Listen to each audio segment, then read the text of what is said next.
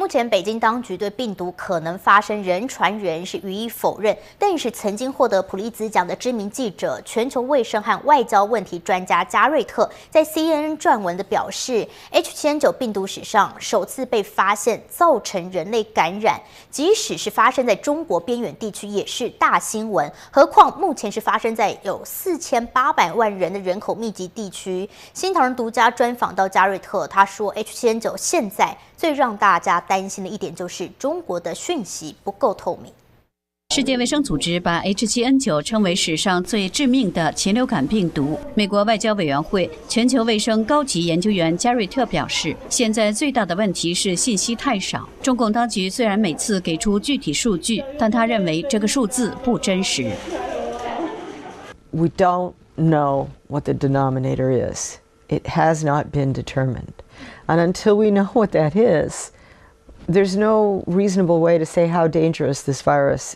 加瑞特曾经报道埃博拉病毒爆发，而获得普利策最佳科学报道奖。他对中国目前采取的检测手段也提出了质疑。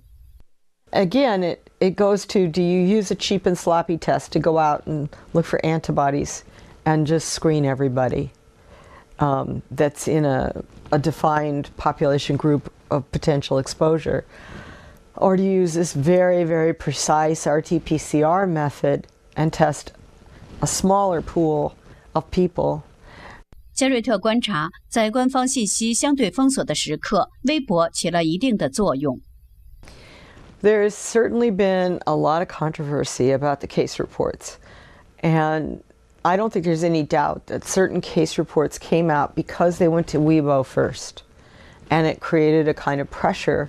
So whatever province you're talking about, the local health authorities, usually within 24 hours after a buzz on Weibo came forward and said, oh, you're right, we have this case, these 3 cases, or what have you.